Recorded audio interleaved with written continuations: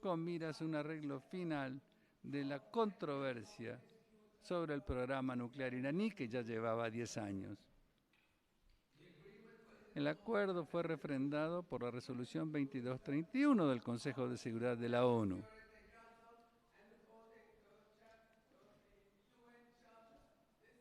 Según la Carta de la Nación,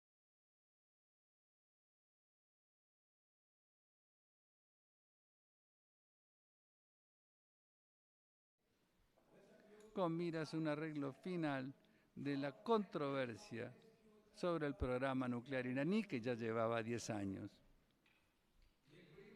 El acuerdo fue refrendado por la resolución 2231 del Consejo de Seguridad de la ONU.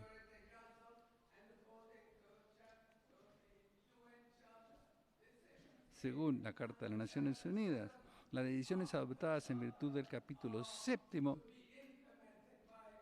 deben ser aplicadas por todos los miembros de la comunidad internacional. Los Estados Unidos, sin embargo, aplicaron luego severísimas sanciones, no solo bilateralmente al Irán, sino a cualquier tercero que quisiera comerciar con ese país.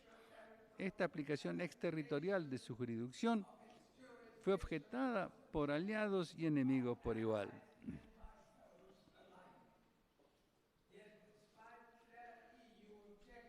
Pero, pese a las claras objeciones de la UE, el comercio entre la Europa e Irán prácticamente ha colapsado en los últimos meses. Las empresas internacionales, particularmente las de la UE, bancos, agencias de seguros, empresas dedicadas a la logística, no quieren correr el riesgo de perder acceso a los mercados norteamericanos o afrontar multas financieras o castigos penales en los Estados Unidos si siguen comerciando con Irán. Esto pese a que los Estados Unidos recientemente actualizaron sus regulaciones sobre bloqueo, tendientes a garantizar que las empresas europeas puedan seguir su comercio y prometen indemnizarlas por las posibles pérdidas que puedan incurrir.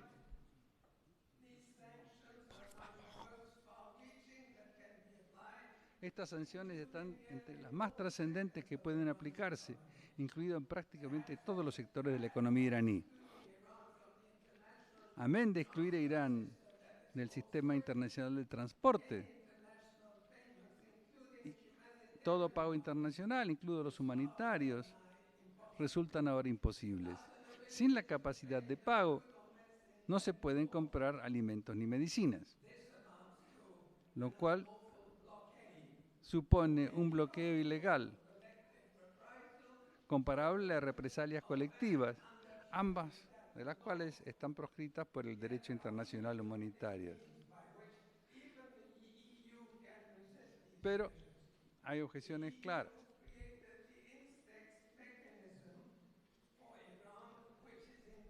Hay pocas medidas eficaces para que la UE pueda resistir estas medidas. Ha creado el mecanismo INSTEX para el Irak, tendiente a facilitar el comercio con nuestro país, protegiendo a las empresas de las sanciones norteamericanas. Pero este modelo no es eficaz, ya que los Estados Unidos amenazan con tomar medidas judiciales contra cualquier empresa que comercie con nosotros. El mecanismo comercial, entonces, es más teórico que eficaz. Por último, el 24 de junio, nuestro dirigente supremo, todos los funcionarios de su oficina y poco después nuestro ministro de Relaciones Exteriores fueron sancionados. Un efecto ha sido impedir que viajen al exterior, imposibilitándoles aplicarse a una solución negociada a nivel internacional. Y ahora, claro, Venezuela. Más de 50 estados dirigidos por los Estados Unidos han retirado su reconocimiento al gobierno de Maduro a favor del autoproclamado presidente interino Juan Guaidó, lo cual ha sido acompañado por amenazas de acción militar extranjera supuestamente para abrir el camino a la intervención humanitaria. El giro de los acontecimientos ha agravado una situación política ya inestable y el desastre económico que el país afronta. El efecto combinado de los disturbios civiles y las agobiantes sanciones ha tenido consecuencias terribles para la economía de Venezuela y ha afectado particularmente de manera brutal los derechos humanos de su pueblo.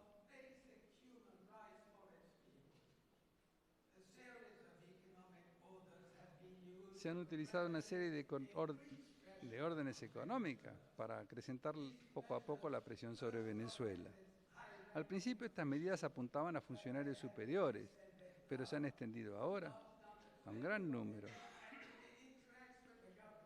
de funcionarios oficiales. Una orden ejecutiva restringía el acceso del gobierno y PDVSA a los mercados internacionales, asestando un golpe brutal al comercio y las exportaciones venezolanas. También afecta la emisión y utilización por el gobierno de Venezuela de la moneda digital. Otra orden prohíbe transacciones tendientes a saldar la deuda venezolana. Otra bloquea las transacciones en oro. Y más recientemente, el 28 de enero, la orden ejecutiva 13850 prohíbe toda transacción con PDVSA, que es el sustento de la economía venezolana. Estas medidas ya no tienen un blanco concreto. Tienen por propósito destrozar la economía venezolana. El ex embajador ante Venezuela, William Stouffville, decía en 2018,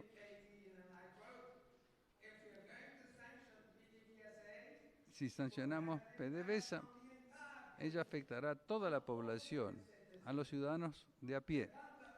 El argumento contrario es que el pueblo ya sufre tanto de falta de alimentos, seguridad, medicina, salud pública, que en estos momentos tal vez la mejor solución sería acelerar el colapso, aunque produzca un periodo de sufrimiento que durará meses o acaso años.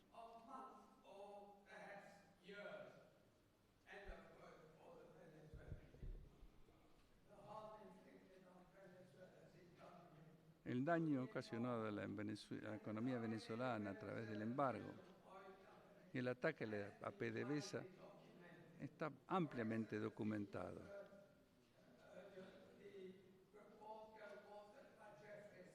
Como lo menciona el informe de Jeffrey Sachs, un renombrado profesor de economía, que estimó que a raíz de las sanciones se habían producido más de 40.000 muertes durante los años 2017 y 2018. Indica que estas sanciones se ajustaban a la definición de castigo colectivo de la población civil, consignada en las convenciones internacionales de Ginebra y La Haya. Igualmente perturbante es la utilización de la asistencia humanitaria como herramienta política para atacar al gobierno venezolano. Los Estados Unidos han ofrecido asistencia humanitaria, sí, pero condicionada a sus objetivos políticos, en forma reñida con los principios mismos de la acción humanitaria. Los principios de asistencia son de imparcialidad, neutralidad e independencia, que deben regir permanentemente la labor de las organizaciones humanitarias, lo cual llevó al vocero del secretario general a recordar que la acción humanitaria debe ser independiente de objetivos políticos, militares y otros. Las sanciones económicas impiden al gobierno venezolano hacer frente a la situación económica y a la crisis humanitaria. El sistema financiero internacional acata las sanciones norteamericanas y garantiza la proscripción efectiva de las transacciones financieras entre el gobierno de Venezuela y su industria petrolera y los demás países. El sistema financiero asfixia entonces la capacidad de Venezuela de vender petróleo, que es la fuente prácticamente de todas sus divisas, utilizadas para financiar en particular los servicios estatales, incluidos los alimentos subsidiados y la medicina para toda la población. Por último, tengo 3 recomendaciones. La primera, establecer a nivel internacional una oficina de adquisición de las Naciones Unidas para hacer frente a los efectos deleterios del sobrecumplimiento de estas sanciones por bancos y intermediarios financieros que impiden que incluso bienes exentos como alimentos y medicinas lleguen a la población que la necesita. Este modelo fue aplicado en Sudán y creo que sería eficaz para ayudar en particular a los pueblos de Irán, Siria y Venezuela. Mi segunda propuesta es que nombremos un representante especial del Secretario General para abordar las causas fundamentales que han llevado a las sanciones y facilitar un diálogo entre los países que las aplican y los que las padecen. Al propio tiempo, este funcionario promovería formas de minimizar las consecuencias de las sanciones sobre los derechos humanos. Y la tercera recomendación sería que la comunidad internacional se mancomunara para adoptar una declaración internacional sobre medidas unilaterales coercitivas y el Estado de Derecho.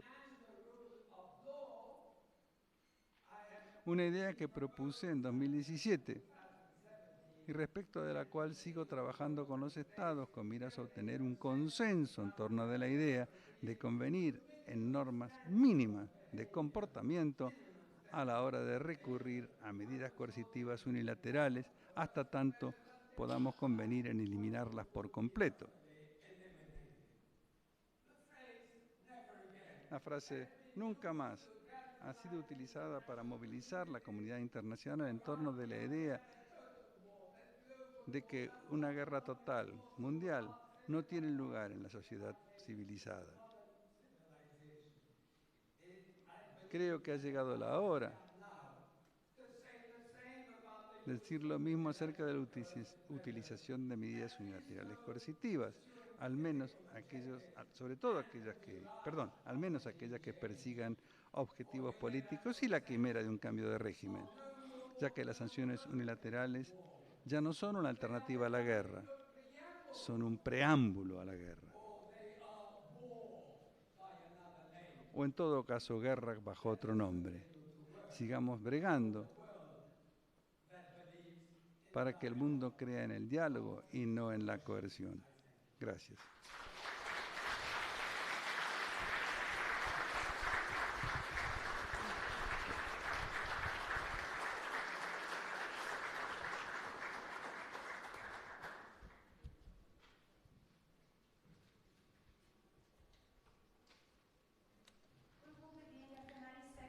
Pasaremos a la sección temática con título Sanciones unilaterales, marco jurídico, impacto, rendición de cuentas y el papel de los medios de comunicación.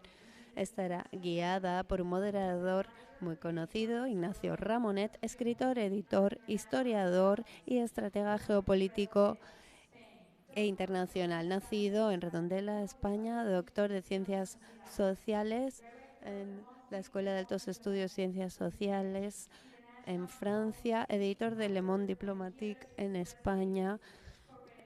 Ha trabajado en distintas agencias internacionales de prensa, columnista de opinión en distintos periódicos internacionales como La Jornada, Segundo Manifiesto y otros. Editor del canal Teleftour de Venezuela.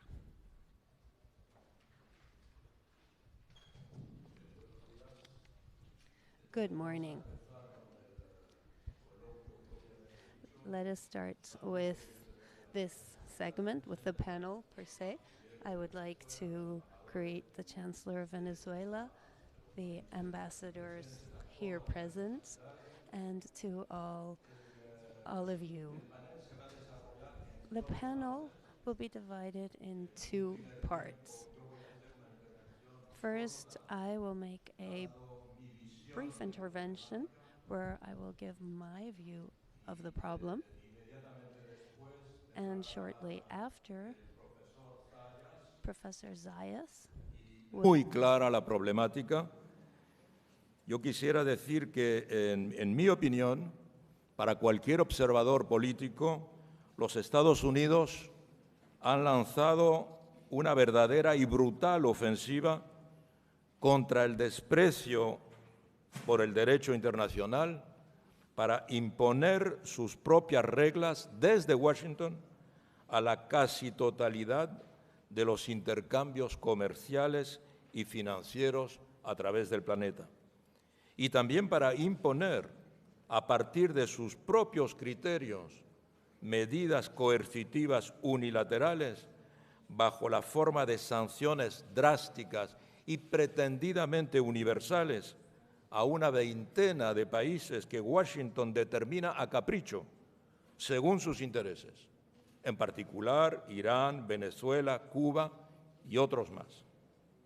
Todo esto sin que nadie o casi nadie en el mundo proteste, y en particular ante la impotencia o la indiferencia o la complicidad de la Unión Europea y también el silencio de Naciones Unidas. Tanto contra Irán como contra Venezuela o contra Cuba o contra alguno de los 20 estados bajo sanciones de Estados Unidos, el gobierno de Donald Trump está utilizando sus sanciones económicas y financieras para tratar de conseguir cambios del modelo político que sean favorables a los intereses de Washington. Desde hace unos años, el uso sistemático del derecho, de la ley estadounidense, utilizada como arma puesta al servicio de los intereses estratégicos de Washington, constituye una característica esencial del funcionamiento real del mundo de hoy. En este sentido, las sanciones norteamericanas contra Teherán son especialmente escandalosas. Aunque no han conseguido alcanzar el objetivo de cambiar el modelo económico en Irán, han provocado importantes tensiones con los propios socios comerciales de Estados Unidos en todo el mundo. Japón, India, Corea del Sur, Turquía, Unión Europea han tenido que interrumpir sus negociaciones, sus relaciones económicas con Irán por orden de Estados Unidos, y ha infligido terribles sufrimientos a la población de Irán. Aunque los alimentos y las medicinas están en principio exentos de sanciones, las represalias contra el sector bancario iraní hacen que sea casi imposible en Irán, como en Venezuela, como en Cuba, realizar los pagos por bienes importados, y eso incluye los alimentos y las medicinas. La falta de medicamentos causa miles de muertos en Irán que podrían evitarse, y las víctimas son personas comunes, no dirigentes políticos. El letal impacto de las medidas coercitivas unilaterales es también muy claro en Venezuela, como lo ha expuesto el canciller Jorge Arreaza. Las severas sanciones económicas impuestas unilateralmente por Estados Unidos han diezmado una economía que se estaba recuperando de la caída de los precios del petróleo y de los sabotajes de la oposición. Y un informe anual que ya ha sido citado aquí sobre la mortalidad en Venezuela en 2018, elaborado por varias universidades venezolanas, determinó que las sanciones de Estados Unidos eran responsables de al menos 40.000 muertos en un año, cosa que ha repetido también efectivamente la expresidenta Bachelet en su reciente visita a Venezuela. Uno de los elementos más indignantes de las medidas coercitivas unilaterales adoptadas por Washington es su alcance extraterritorial. Estados Unidos castiga cualquier empresa de cualquier país del mundo, sancionándola por violar sus medidas unilaterales. Cuando Estados Unidos abandonó unilateralmente el acuerdo nuclear de 2015 con Irán y procedió a imponer sanciones, el Departamento del Tesoro de Estados Unidos se felicitó que en un solo día, hace apenas unas semanas, el 5 de noviembre del 2018, el Departamento del Tesoro había sancionado a más de 700 empresas, entidades, personas, embarcaciones a través del mundo que realizaban negocios con Irán. En cuanto al brutal bloqueo económico, comercial y financiero impuesto por el gobierno de Estados Unidos contra Cuba desde hace 6 decenios, el profesor Yazairi acaba de exponer muy bien algunas de las consecuencias y en qué contexto se ha hecho. Hay que calificar ese bloqueo como uno de los sistemas de sanciones unilaterales más demenciales, brutales y prolongados aplicado contra país alguno, con daños que se estiman efectivamente en unos 950.000 millones de dólares. Esa política agresiva y criminal contra Cuba constituye el principal obstáculo a las aspiraciones de bienestar y prosperidad de varias generaciones de cubanos.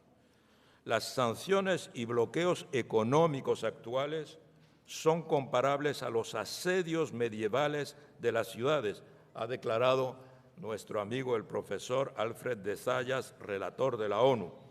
El informe del doctor de Zayas para la ONU recomienda que la Corte Penal Internacional investigue las medidas coercitivas unilaterales contra estos países como un crimen de lesa humanidad. Los medios masivos dominantes de Estados Unidos sirven de cómplices con el pretexto de que las sanciones son una herramienta no violenta para presionar a gobiernos específicos y forzar algún tipo de cambio democrático. Las manipulaciones de las transnacionales de la información contribuyen a demonizar a los países agredidos, a los gobiernos de esos países agredidos, de lo cual se deriva la importancia y el papel que deben tener los medios alternativos, las redes sociales, en contra de ese discurso hegemónico. En Estados Unidos, las noticias mencionan rara vez las consecuencias mortales en la gente común que tienen esas sanciones. Se limitan a culpar de la crisis económica o de las dificultades económicas únicamente a los gobiernos, que son ellos mismos víctimas de los ataques estadounidenses. En esta guerrilla político, económico, mediática global, el derecho norteamericano, alimentado por las 17 agencias de inteligencia nacionales, juega un rol absolutamente crucial.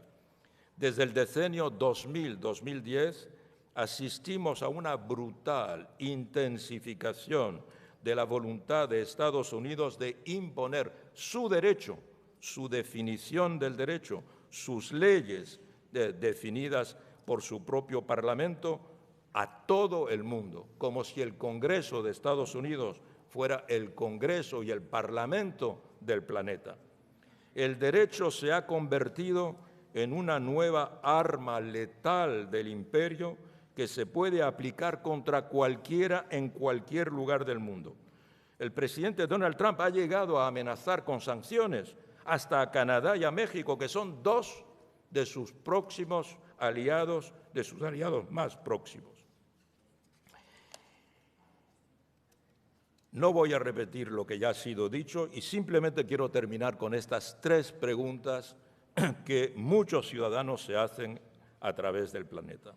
¿Hasta cuándo el mundo va a tolerar que un Estado se coloque por encima de todos los demás y use sus medidas coercitivas unilaterales como un arma caprichosa de una política imperial y se burle descaradamente del derecho internacional?